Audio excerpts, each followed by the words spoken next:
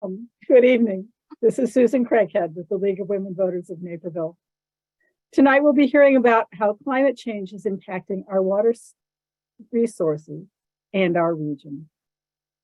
The League of Women Voters Lake Michigan region has a robust educational program, and I'm pleased to introduce two experts, Joy Guscott-Mueller and David Mueller.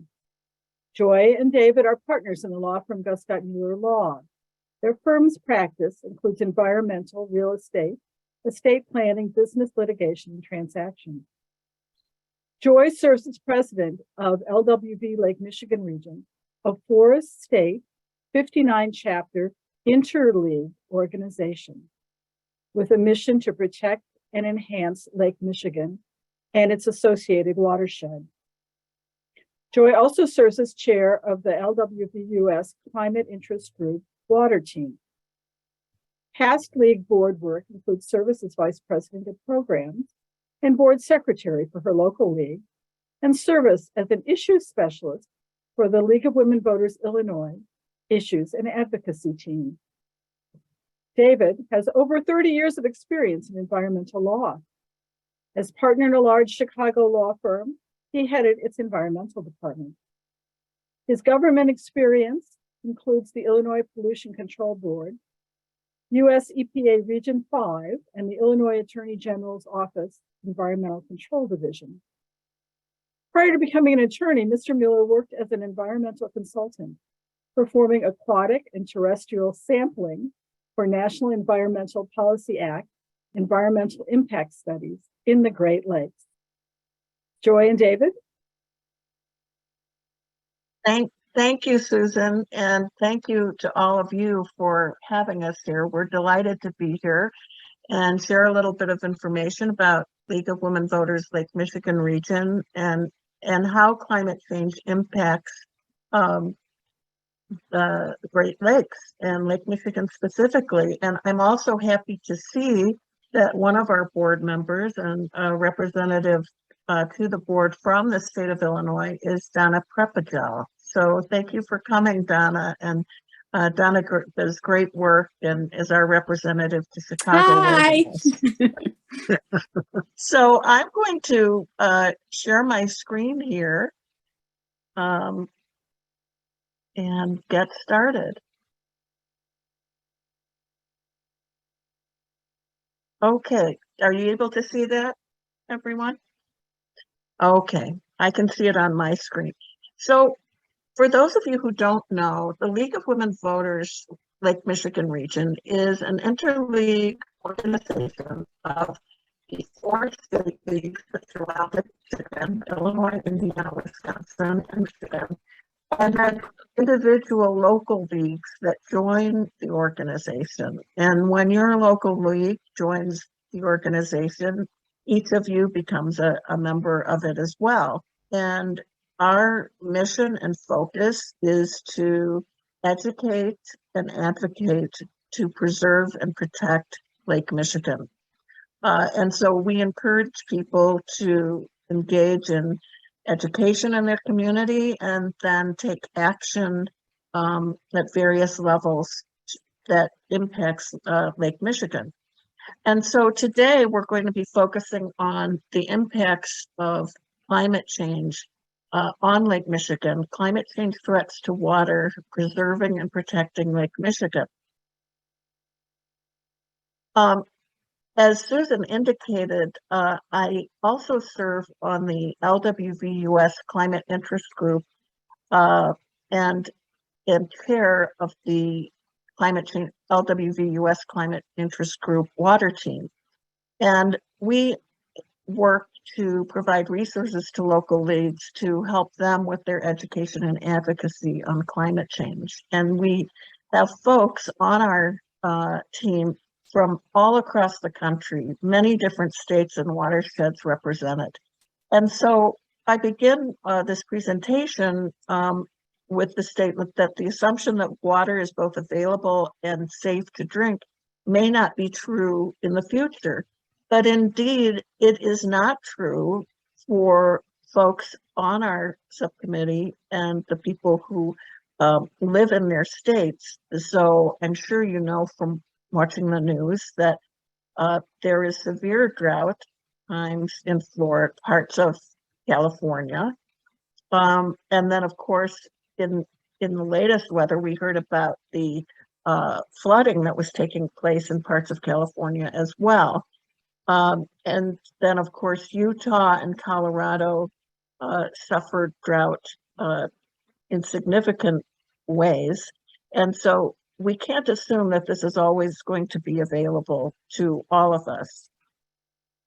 So across the US watersheds, we see the impacts of climate change in water. And here in this region, we have seen unprecedented high water levels and erosion in the Great Lakes and Lake Michigan specifically.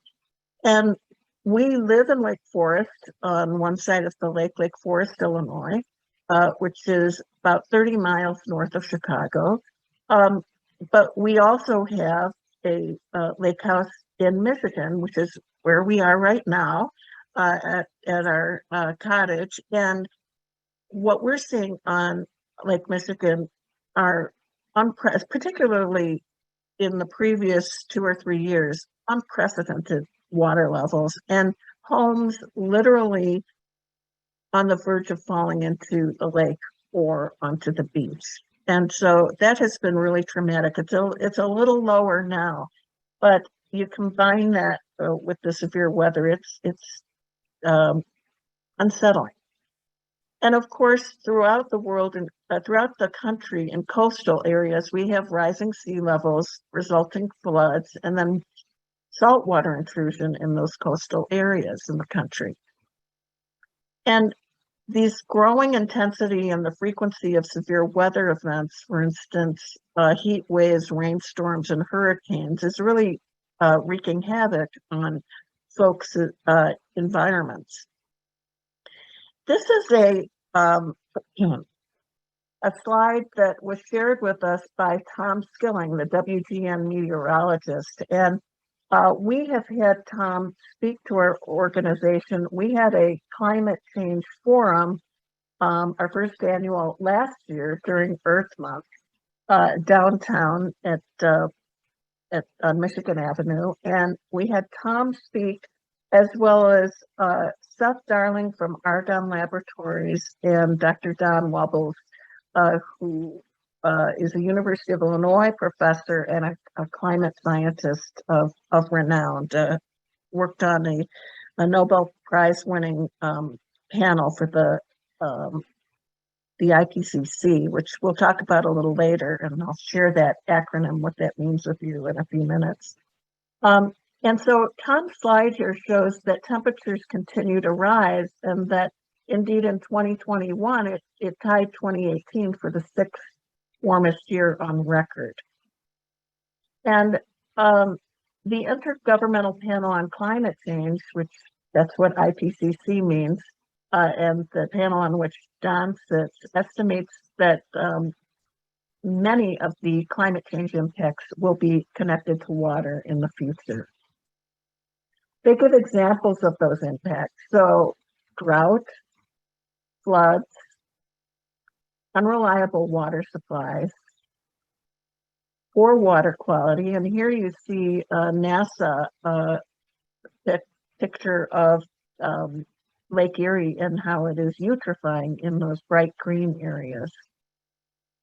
Ecosystem devastation. Other examples of climate change impacts are indeed climate change related changes to rainfall. So they cause drought and water scarcity in some areas, which we see from our folks on our water team in California, Utah, and Colorado, and then flooding in others, which we hear a lot about from our folks on the East Coast and in the South.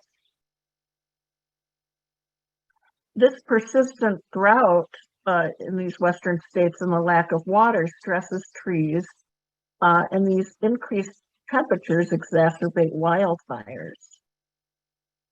And then too much rainfall in some regions causes flooding, and that's made worse along the coastlines by sea level rise, and it pushes the water table higher. And here's another slide that Tom shared with us showing a graphic depicting satellite data from 1993 to present, and that 3.3 rise in sea level.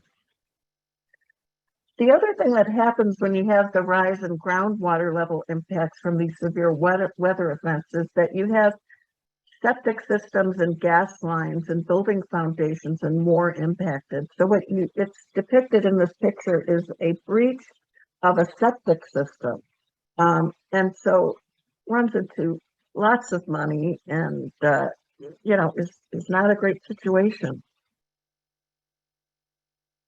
And then, of course, the runoff from fires and flooding can carry pollutants, debris, and contaminants into waterways, including our drinking water sources. So as far as the climate change impacts on Lake Michigan go, I referenced them earlier, and we do have more extreme Lake Michigan water levels. And when you combine those high water levels with the stronger winds and heavier storms, you have really high wave action and pounding wave action. And that results in erosion and beach loss and damage to shoreline residential, commercial, and industrial areas, and also poses risks to communities and Lake Michigan from shoreline sites with toxic materials.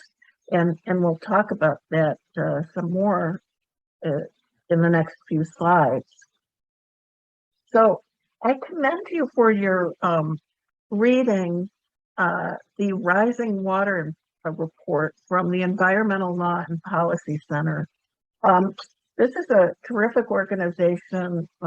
We've had their executive director, Howard Lerner, and founder speak at one of our annual meetings. And we really get a lot of great information from them. And they posted this, and you can, if you Google Rising Waters Report, ELPC, you'll be able to find it. And in that report, they give examples of impact risks from climate change to each of the 4 states. So Illinois, Indiana, Wisconsin, and Michigan. And the sites are different, but they're similar in nature. And so I am focusing, in the interest of time, on Illinois, since you all are in Illinois, your local league. And I'm going to just summarize this report and talk about the risks that they identify. So in fact, ELPC has indicated that Illinois suffers the greatest risks of the 4 Lake Michigan states. And that's because we have 63 miles of Lake Michigan shoreline. And that shoreline is densely populated. And it is interspersed with industrial areas. And so these extreme lake levels and weather events really present serious challenges if we don't seek to turn things around. Some of the examples of these risks, which could pose danger to us environmentally and Lake Michigan, is when high water and extreme weather combine to impact the bullet pointed items you see below. So nuclear waste site, coal plant, dredge dumps, Superfund sites, and then densely populated communities. And here are 4 specific examples. So in the upper left-hand corner, you can see that the Zion nuclear power plant, that's almost to the border of Illinois and Wisconsin on the lake. And that was decommissioned and closed in 2010. However, there are highly radioactive spent nuclear waste remains on that site. And those remains are stored in concrete canisters near the shore. And the site is also surrounded by a fragile and eroding dunes ecosystem. So if you get into the specifics of the report, ELPC is concerned that if the levels of the lake rise significantly and we continue to have these extreme weather events, that that can damage and possibly cause this radioactive spent nuclear waste to be disrupted and contaminate the lake. Moreover, that area is surrounded by a fragile and eroding dune ecosystem. And so, you know, you may have seen the Illinois State Beach Park up there. You may have gone there, and it really has taken a beating in these high lake levels. And so it's really important we work to preserve those. If you go a little further south, just north of us in Lake Forest, Waukegan has several industrial shoreline sites. They have an old coal plant and coal ash ponds, an aerospace coating facility, and then 4 Superfund sites.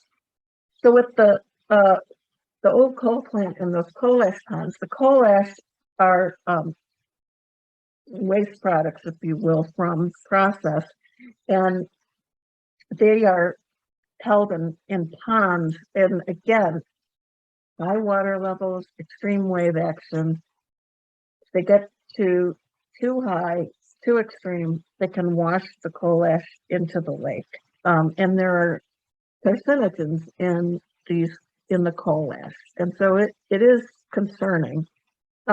Similarly, with the coating facility, you're dealing with coatings that have chemicals in there that we really don't want in the body of water that provides our drinking water. And then you also have 4 Superfund sites in that area. We're working on cleanups there, and those contaminants can be washed into the lake. Then in the upper right-hand corner, you see the risks to Chicago's north and south side neighborhoods. And the concerns that are identified in the report are significant flooding along the transportation infrastructure on the shore. And it already has, you know, reached a point where it's problematic, and higher water could reach even further, posing a risk to homes, businesses, medical facilities, and more. You know, on the south side, you have the Metro Electric line that goes right along the shore, particularly through Hyde Park. And so that is a risk that ELPC identifies. And then on the southeast side, you have 3 industrial sites along the Calumet River. They've already posed pollution risks. And so this intrusion by high lake levels and extreme wave action can exacerbate that and flood the low-lying communities nearby. So you can go through the report and you'll see Indiana, just south of Chicago, also has the coal ash ponds and problems. You go up to South Haven, you don't have a lot of industry along Michigan, but enough that you know, it causes a problem, particularly around the South Haven area. So take a look at that and look at it. But I don't want us to be too depressed, because there is hope, and Illinois is particularly fortunate in that our legislature and the governor signed the Illinois Climate and Equitable Jobs Act, because when people say, well, what do you do to reduce climate change? We need to reduce greenhouse gas emissions. That it is really undeniable that that's what's causing climate change and extreme weather events. And so you reduce greenhouse gas emissions by using less fossil fuels. And so in September of 2021, the Illinois Climate and Equitable Jobs Act was passed. And what is really, I think, impressive and unique about this process was you had environmental activists, labor, and the regulated and utilities industry working together to come up with legislation that was viable but effective. And indeed, when I'm talking with my colleagues at the US level on our climate team, they are using the it's the acronym is CEGA, CEGA. So when I say CEGA, that's what I'm talking about. They're looking at CEGA as a model for trying to do advocacy in their states to engage in this type of activity. So CEGA expands investment in clean energy, and it targets a phased transition to renewables and decarbonization by 2015. 2050, thank you. And so the goal is to have 40% of electricity generation from renewables by 2030, 50% by 2040, and eliminate the electricity related carbon emissions by 2045 with an achievement of carbon neutrality by 2050. And so this is something that's been passed, that is being implemented. And here's how it works, which is they issue renewable energy credits.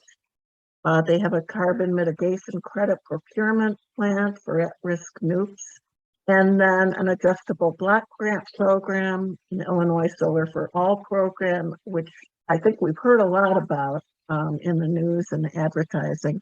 High voltage direct current transmission improvements, and build out electric transportation infrastructure, as well as e-vehicle rebates beginning July 1, 2022. So starting July 1st, 2022, if you buy an e-vehicle for your family, you get a $4,000 rebate. And that's for the next 4 years, that $4,000 is available. If you wait till July 1st, 2026, it goes down. So they're trying to encourage people to do it sooner rather than later. And then you have a credit for $1,500 for e-motorcycles. So they're trying to use these tax credits to motivate people to switch to e-vehicles. So then we go back to what we can do as local leagues and what you can do individually, because in every part of the country, it's become apparent that 20th century strategies for managing water no longer make sense in the face of climate change. And so whenever I give a presentation, people always ask, well, what can I do? Well, what to do if you're have joined this program and are not a member of the League of Women Voters, I encourage you to join the League of Women Voters, and then encourage your local league to join or renew its membership to LWV Lake Michigan region. We provide education events throughout the year. We had the Climate Change Forum last April, which is online at our website, lwv.org. We do state-specific programming. We have a speakers bureau that can send folks to talk to about everything from climate change to how to start a rain garden in your home, to invasive species, or doing a garden with native plants. Or if you want to learn more about PFAS, we have a program. We have a wide range of programs that you can offer as education to your community and your local league. We have an annual meeting which features speakers throughout the region, and indeed our annual meeting, which circulates through the 4 states every 4 years, was in Sheboygan at the resort there, and we had U.S. Senator Tammy Baldwin from Wisconsin as our keynote speaker, as well as folks from US EPA and the National Oceanic Atmospheric Association. And so, administration, pardon me. And then finally, I have put in the chat, at the beginning of the chat, for you to sign up for the LWV US Climate Change Google Group and Climate Group. This is a group of lots of people throughout the country who are interested in climate change, and they exchange really excellent information with one another in this Google group. And so I encourage you to sign up for that and learn more about that. As far as things go locally, ask your local legislators and candidates how they plan to use funds received from the bipartisan infrastructure bill and what they are doing to reduce greenhouse gas emissions. David's going to talk to you a little bit later about legal developments, but also a little bit about our process. We were very active in advocating with our coalition partners for maintaining funding for the Great Lakes Restoration Initiative and increasing funding for the Great Lakes Restoration Initiative, which Dave will talk more about. And then the bipartisan infrastructure bill and the Inflation Reduction Act, all which have terrific support for the Great Lakes as well as for reducing greenhouse gas emissions. So this is a great time in your local elections to ask the legislators and candidates how they're planning to use funds received from that and what they're going to do in terms of city projects or buying vehicles to reduce the greenhouse gas emissions. And with regard to water management, are they investing in gray infrastructure or green infrastructure? You know, we have flooding here in Illinois too, and sometimes it's because the infrastructure for managing stormwater is really not up to speed and is degrading.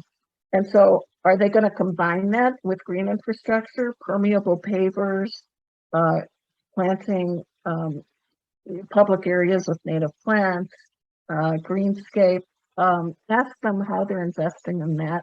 And if they're evaluating shoreline projects, which in light of climate change risks, and if you live near a shoreline or have a vacation home on a shoreline, that's an important thing to ask to communities that have shorelines.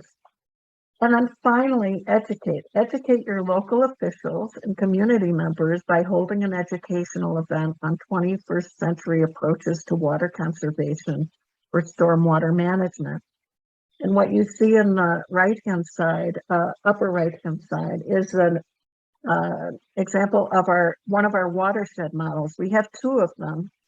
And this is a model that is an experiential learning tool that you can use with children, teens, adults, and shows people how a watershed works. And we can train you on it so that you can either take it to schools, take it to an enrichment program, take it to a community fair, or you know, a group in Chicago had brought it to a forest preserve festival that they have annually in their community.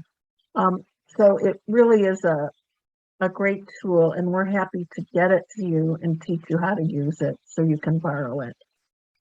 You can also host a program on growing native plants. We can help you do it, or we can provide you with materials if you want to educate your community about that.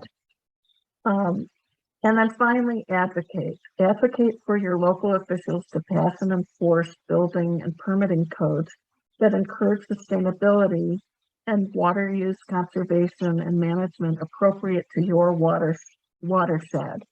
Are they going to use solar panels? What kind of materials can they require under the permitting codes? That sort of thing.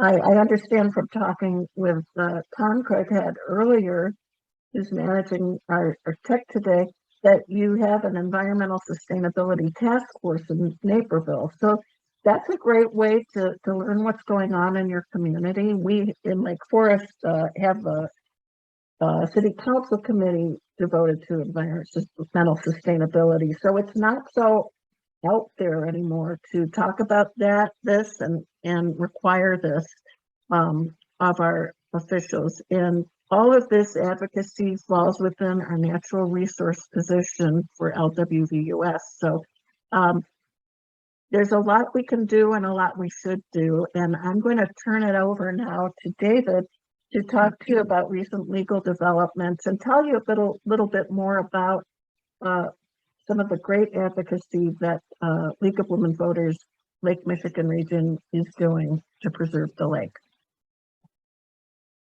Do you wanna I will close that stop out? sharing now and bring David's PowerPoint up.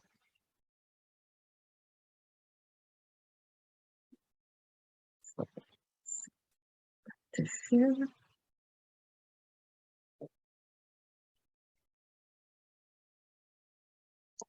Okay, we're shifting gears here a little bit. Are you all seeing this? Susan, Not yet. you don't see it? Okay, just a minute.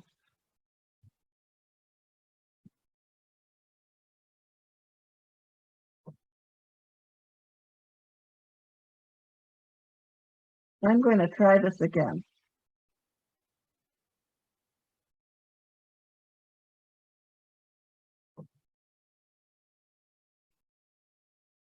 There it goes.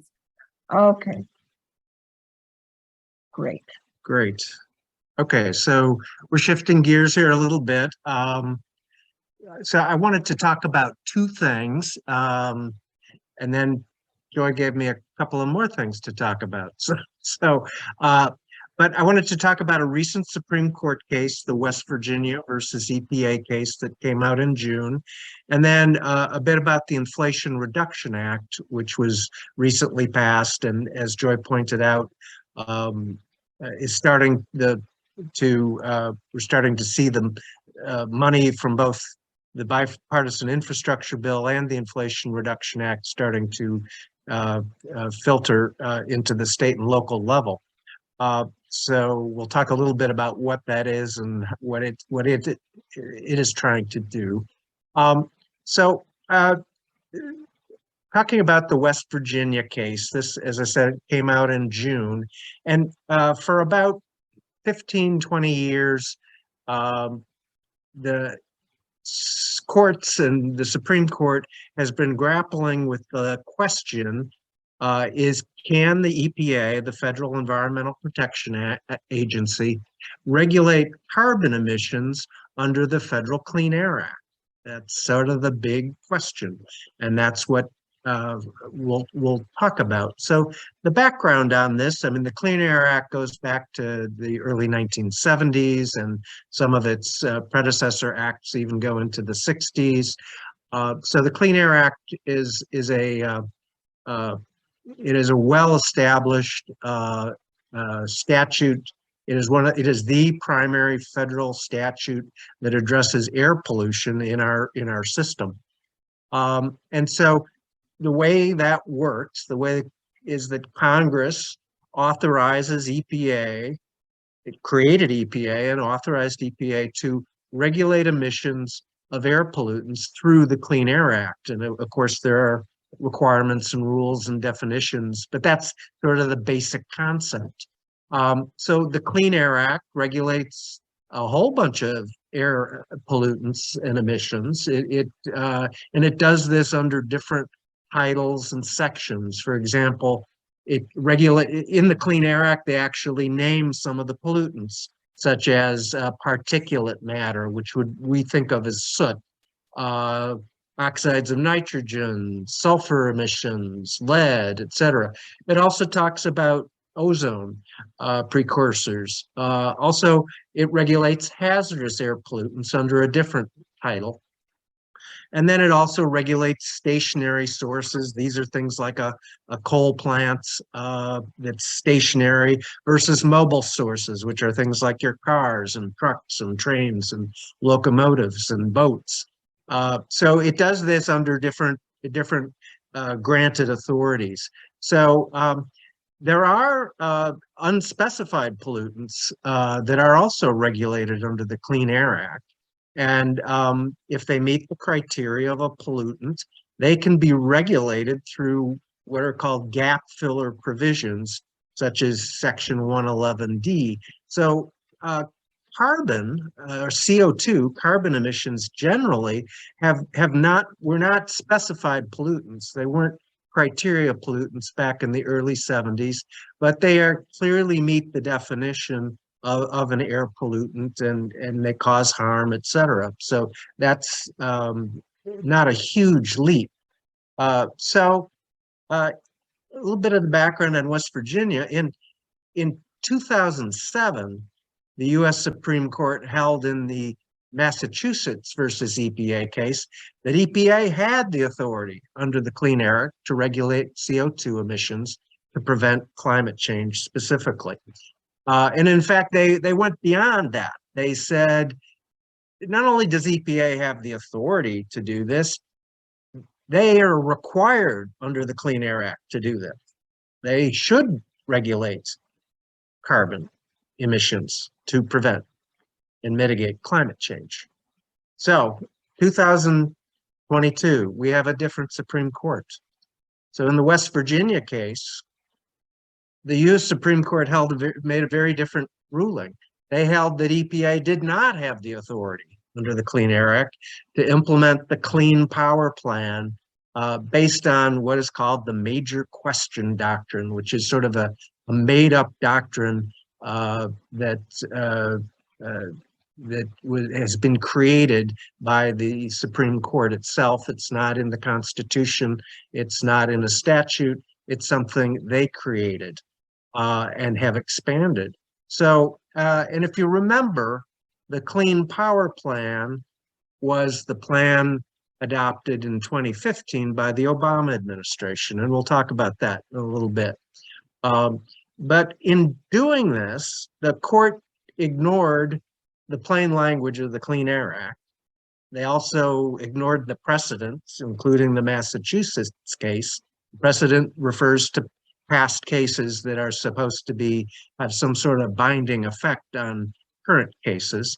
And they also ignored their own jurisprudence, which is sort of their own rules of the road, if you will, on deciding cases and controversies. And this is an interesting thing that, I think people need to understand.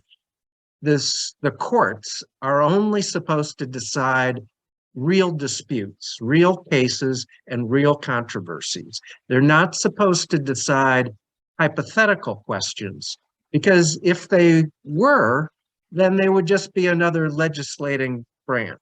They would be infringing on the legislators who can create legislation, new legislation over hypothetical situations and create new remedies and new rules. That's their job. And there's some really good reasons for this. One, you don't want courts acting like legislatures. But the other thing is, if you're not deciding cases and true disputes, true cases, then there's no factual development. When a case gets to the Supreme Court, it's been through a trial. It's maybe multiple trials. It's been through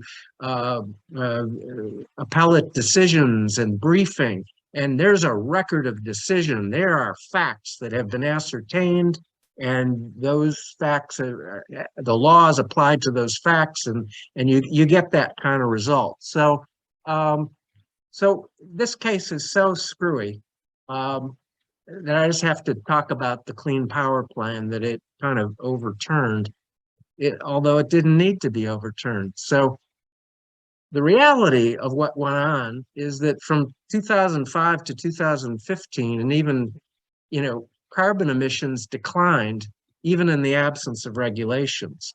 The Clean Power Plan was adopted in 2015, but EPA, but it was withdrawn in 2016. It was withdrawn by the Obama administration. And then the Trump administration in 2018 created a whole new replacement statute. So this was a power plan, a regulatory scheme that was not actually being implemented by the EPA.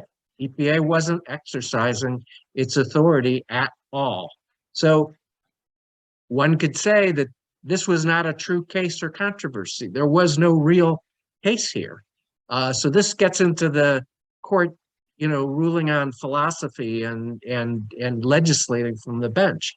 So nonetheless, and this is the paradoxical thing, nonetheless, the states and the power industry, even though EPA abandoned the Clean Power Plan, the states followed it voluntarily, and the power companies followed it voluntarily in most locations, and achieved and exceeded the Clean Power Plan milestones ahead of schedule without a regulatory scheme in place.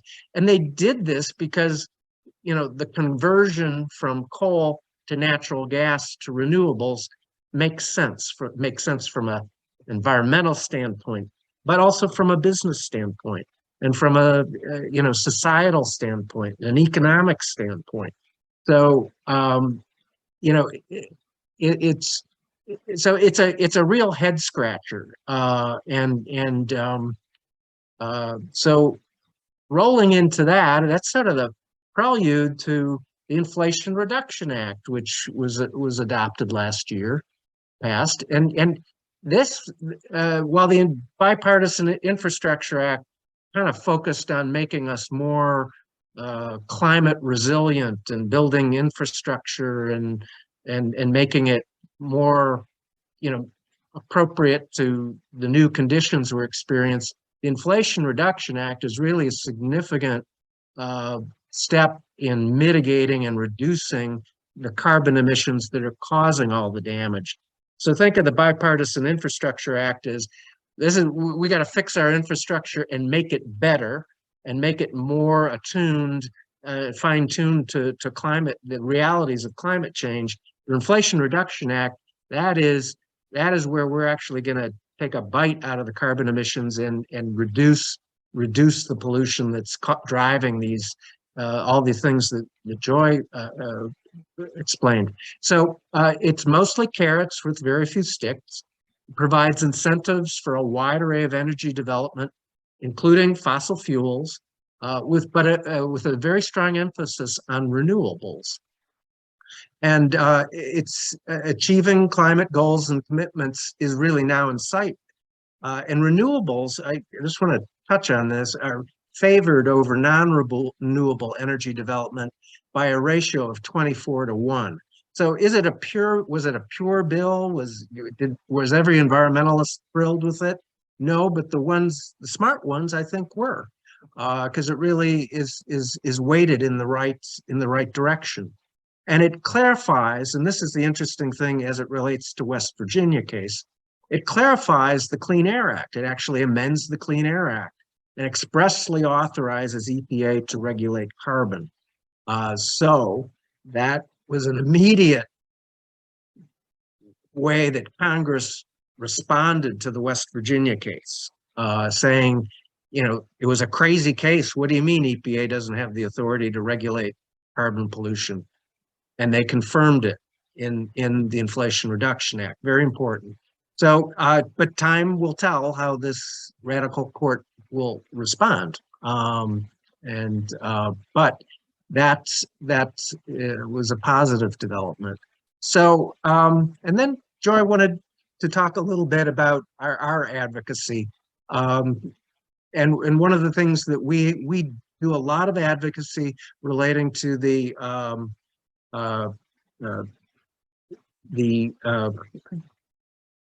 Great Lakes Restoration. The Great Lakes Restoration Initiative, which under the Bipartisan Infrastructure Bill got $1 billion additional funding to it, all otherwise increased funding. So it was a great win.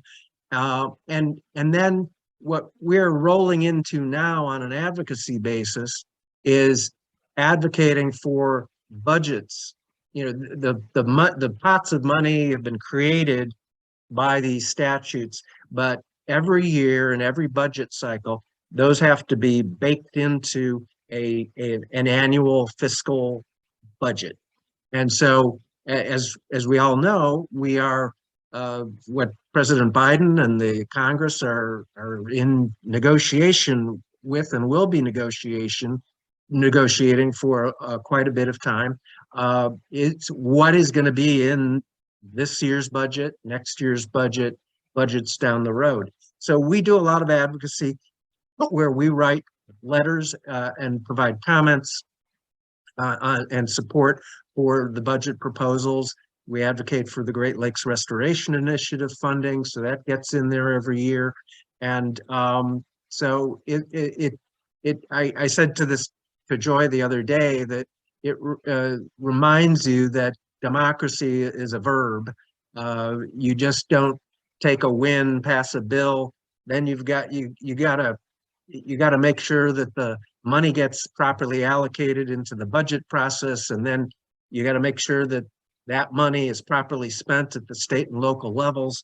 And I can't think of a more appropriate group than the League of Women Voters to be involved in every aspect of that, because no one knows local government, state government, or federal government better than the League.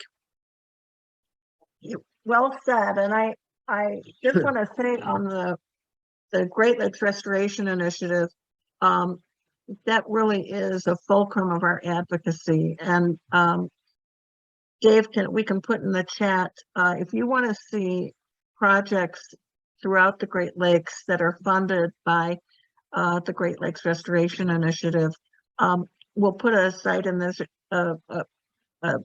email, not an email, a website link in there, and you can look it up. And there's an interactive map. Is it glri.org? I think it is. And there's an interactive map that shows you, you can hover over it and it'll actually describe the projects, the cleanup projects, the preservation projects that are taking place all throughout the Great Lakes region, and give you an idea of all the great things that happen. You know, we were in Sheboygan in October, and in fact, that had been an area of concern. And so much of that was funded by the Great Lakes Restoration Initiative. So it really is a win. And I have to say that in previous administration, at the beginning of their administration, they tried to cut GLRI funding. And the fact is completely. And the fact is that whatever party you belong to, or if you're an independent, almost everyone wants safe and clean drinking water. And there was such a bipartisan uprising from constituents to their representatives that they backed off of those cuts. And so it just goes to show you that there is hope to make things happen to preserve and protect our environment, the Great Lakes, and Lake Michigan specifically. So thank you so much for your attention, and we look forward to answering some of your questions if we can. So we have a few questions in the chat, and also I would invite people to raise their hands if they have other questions they'd like to ask.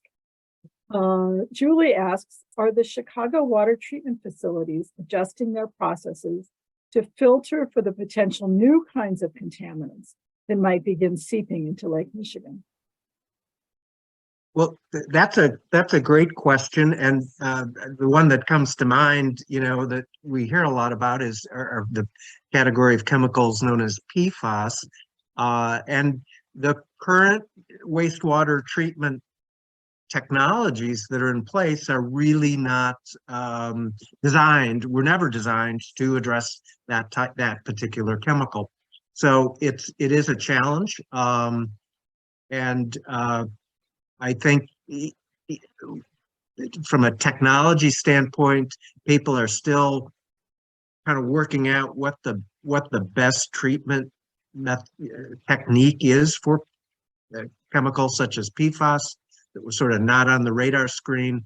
Activated carbon seems to work, but then you've got to dispose of the carbon that has PFAS in it, et cetera, et cetera. So, but I will say that both the bipartisan infrastructure bill, the GLRI funding, and the Inflation Reduction Act, those do have money for these the quote unquote new chemical threats.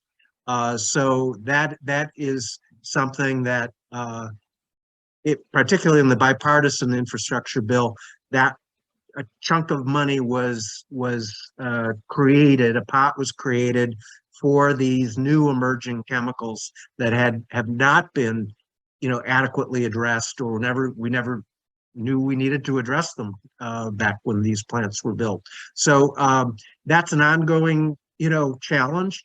But these bills do respond to that, and so once again, you have to kind of follow the money chain and how it's being spent by your, what local water reclamation district, et cetera. It's so it's a huge challenge, but the bills do address that in part, but it's a big challenge. So we have a question about Waukegan. Is there a realistic plan to clean up the multiple Superfund sites on the lakeshore in Waukegan? Is there enough money or political will to clean up these sites? Actually, there's good news out of Waukegan. Most of those Superfund sites have been closed, meaning they have received, the remedial activities have been performed according to the plan, and they're now mostly kind of in a monitoring stage. Where the threat arises that Joy talked about is when you have a lot of this involved capping and capping of chemicals under impervious barriers, et cetera, managing a lot of things in place, treatment certainly, but there are impacted materials that are, because of the huge quantity of impacted material in the Waukegan area, sediments, et cetera. A lot of them are managed in place, and so when you have high lake levels, that can sort of remobilize, that were not anticipated in the original remedial design. You can remobilize some of those chemicals, and so that is a concern. But yeah, no, I would say political will wise, a lot has been done for the cleanup. There's a very active citizens oversight committee, which is all part of the Superfund process. So, and that's been a mature and long-term process. I'll age myself here a bit, but in the mid '80s, I was one of my first hearings as a pollution control board hearing officer was at Waukegan Harbor, addressing dredging of contaminated sediments. So people have been working on Waukegan Harbor for decades. So moving away for a moment from chemicals, how long until Asian carp reach Lake Michigan, or are they already here? I will hopefully never. That's my prayerful hope, and it's prayer based on practicality. I mean, there have been a lot of measures that have been taken, a lot of barriers put in, et cetera, et cetera. But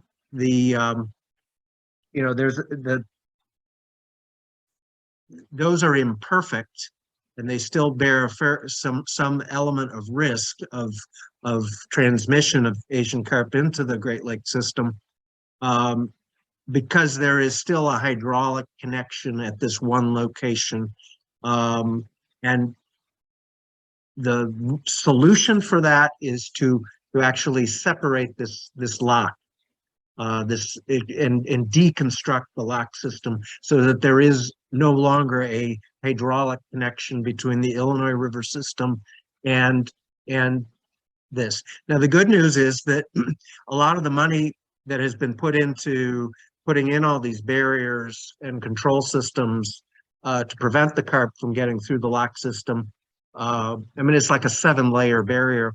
Those have been funded by the Great Lakes Restoration Initiative. One of the elements of Great Lakes Restoration Initiative is invasive species, and carp are one of them.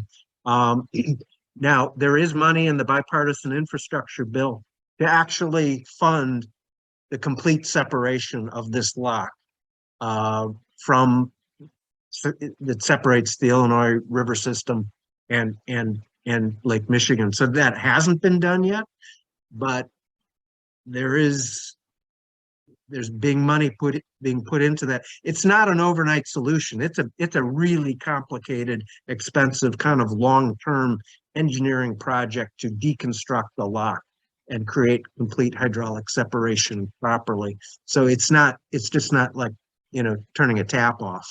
But that is proceeding, due to this last Congress's, amazing legislation.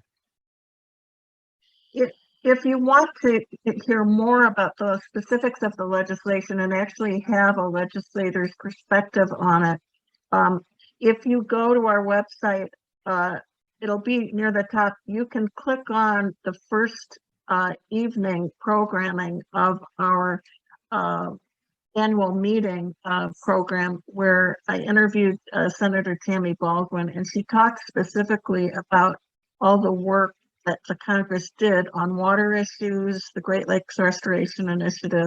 So in the first hour, our introductory remarks for the conference, and some local folks speaking, and Deborah Cronmiller, from Executive Director of LWV Wisconsin, speaking about their work. But about an hour in, you can scroll ahead to Tammy Baldwin's remarks in our interview. And she talked specifically about what happened, and it really, we were involved with our coalition partners in that advocacy. And so it's really exciting to see your work in the region pay off. So I know that you are the Lake Michigan people, but how does Lake Michigan and its concerns compare to some of the other Great Lakes? How does Lake Michigan compare to the other Great Lakes? In terms of concerns and issues? David, do you want to speak to that? Well, I think the smallest Great Lake is Lake Erie, and it's also the shallowest, and it is also, it's an area where there is both a lot of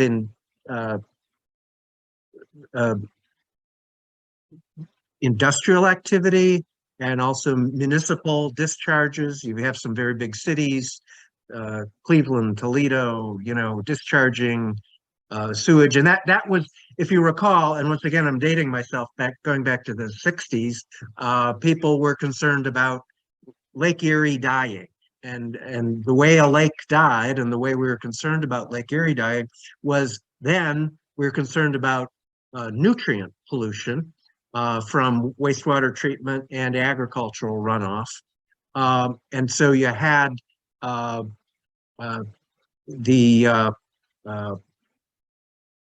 you had that.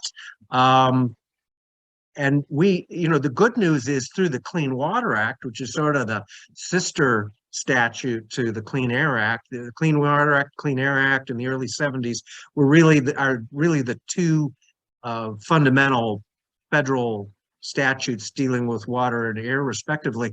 Clean Water Act has been tremendously successful in cleaning up sort of these conventional pollutants, funding huge public works to build wastewater treatment plants, and to regulate industrial point sources of pollution. There's still a lot of challenges with non-point or stormwater runoff, agricultural runoff. In that slide that Joy showed in her presentation, the satellite slide of Lake Erie, you could sort of see the green tendrils. Now, a lot of that is from agricultural pollution runoff. So there's a lot that can be done just in terms of changing agricultural practices, changing tillage practices, moving away from, sort of this chemically based, industrial farming. And so Lake Erie is probably the most vulnerable of the lakes. I mean, there's a great book, I don't know if you're familiar with, but I do recommend it, the The Death and Life of the Great Lakes, and By Dan Egan. by Dan Egan, you could do if people are interested in that, you could do that as a league book club. It's a tremendous book, but it talks about the Great Lakes as originally in its natural state was an enclosed system. It was isolated because it was not connected to either the ocean or to the Mississippi River system, the Illinois River system, and through human activity, the St. Lawrence Seaway kind of opened things up and opened the connection to international shipping. And then when Chicago reversed the flow of the Chicago River at the turn of the last century, that created the lock and dam system, which created the hydraulic connection. And so both of those things had huge consequences. What you had with the St. Lawrence Seaway is that became the pathway through ship water ballast water for all of these waves of invasive species like alewives. If you remember from the 60s and 70s, I remember alewives on Lake Michigan, big, and then we have had zebra mussels, and now we have quagga mussels. All these come from basically the Baltic and from ships sailing from the Baltic. And because the Great Lakes were such an isolated ecosystem, they were very vulnerable to invasive species. Once an invasive got in, there were no natural predators. There was nothing that could take care of this. And then, the problem with reversing the flow, that created a whole nother set of problems and diversion issues, et cetera. So it's a great book though. And Superior's the biggest, it's probably the cleanest. I'm partial to Lake Michigan, but they're all interconnected. How they interact with each other, which you'll find out if you read this book, is actually fascinating, because they all interact a little differently. Huron and Michigan are like they are in equilibrium to each other. They flow at the same level, and they swish and swash, and this is why Line 5 up at the Straits of Mackinac is such a concern, because actually the water sloshing between Lake Huron and Lake Michigan is so intense. The currents are so intense. It's such a huge volume of water being pushed through such a tiny little space that it has like 10 times the hydraulic power of Niagara Falls, and in a much smaller distance. So, and that's why that line, that oil line there is along with a lot of other problems, is such a threat to both Lake Michigan and to Huron. And one of our partners and one of the groups that we support is a group that we called Oil and Water Don't Mix. And if you're interested in Line 5 issues, I'd suggest looking at their website. And it's a coalition, and we're part of it. And it's trying to support the state of Michigan's efforts to shut down the pipeline. And this pipeline, the infrastructure is degraded, and so there's real concern with that powerful action that it'll break and spill into Lake Michigan and Huron. And so it is a critical issue on which we work. Yeah, and I'll say this: while we primarily focus on the Lake Michigan basin, you can't separate out the lakes. They are interrelated. They are all part of one larger basin, and so a lot of our work is Great Lakes focused as well as Lake Michigan focused. Well, Joy and David, I want to thank you very much for your time this evening. I think you've done a wonderful job of bringing together climate change, natural disasters, jurisprudence, legislation. I'm not sure if I feel a little bit hopeful or whether I'm still pretty fearful for the future, but thank you very much for pulling all those threads together. You're welcome, and thank you for having us. And I think there is much to be hopeful about. A lot of good people were excited about this issue and doing good things. And I've put the so all those things we were talking about in the website. I mean, on the chat, Susan, so people can find Yeah, them. so I It's hope people look at can grab some of glri.us. those links in the chat. Yeah. Absolutely. Thank you And- for having us. And Joy and David gave a wonderful advertisement for the League. So anyone here who's not already a League member, I hope you will consider joining. For the League of Women Voters, you can go to our join page of our website, lwvnaperville.org. And I hope you'll join us next month, Wednesday, March 8th, when we'll turn to the lighter side, and in honor of Oscars month, we'll be hearing about women in the film industry. Oh, great. Great. Thank you very much. Thank you. Thank you. Good night, everyone. Be well. Thanks Night. for coming. Bye-bye.